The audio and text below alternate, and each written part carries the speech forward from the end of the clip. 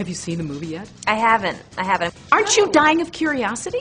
Yes, but I'm also in the film, so I'm also filled with dread. It's hard to watch yourself, you know, and especially, you know, hearing that Tim likes it makes me feel very confident. This film is extraordinary because for the amount of awareness and the amount of excitement, everywhere, I've never been in a film that so many people are so excited to see. Which is really nice, but it's also it also puts up the pressure because you're like, right, better live up to the expectation. When you were shooting this, was it much fun? Actually, because you're against that green screen. It's not like you had a lot of interaction with anybody else.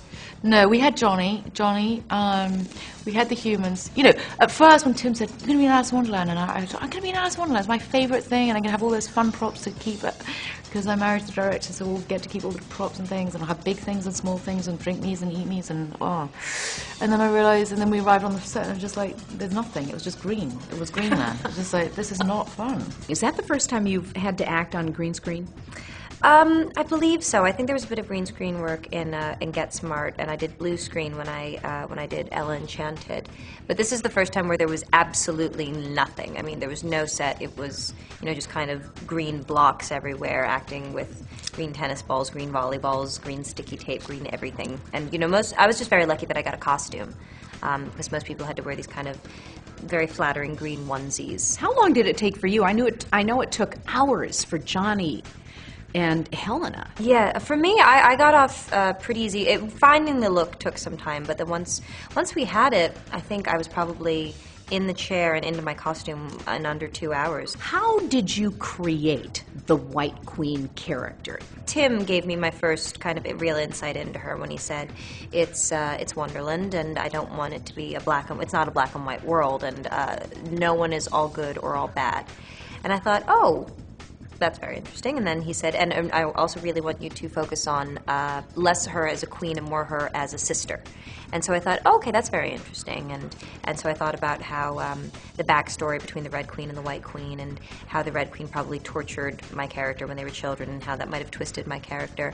And that made me realize that it's Wonderland. My character doesn't really have to make any sense. I can have just as much fun and be just as creative as everyone, even though I am the queen and the one that's apparently in charge of everything. But being in charge of a mad world means that you can be nutty. So then I just kind of went nuts. What is it like living with that man? Because his imagination, I mean, that's the key.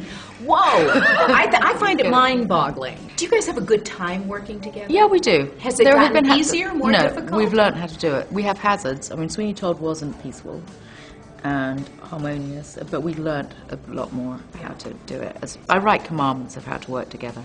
And when he asked me to do Alice, I said, you can't afford to... I mean, I'd love to do it, but we can't. You know, we have to behave with each other. I would imagine that it's very stressful when your lover is the person you're also working with very intensely. No, it's not, because also, you know, you're so attuned to their moods, and, you know, it's just the way he says action, I know he's already pissed off, so that's going to throw my concentration, you know. Action! And you go, oh, geez, you know, I know he only wants one more take, you know, or whatever, or he's, you know, I just know, I can read him very well. Tell me what it's like working with Johnny Depp. I mean, you know, it's one thing to get to know Johnny, I'm sure, and then another thing to see him as the Mad Hatter. One of the things that I was just struck by was, you know, he has such a mystique about him that I feel like, you know, his fans and the media puts on him.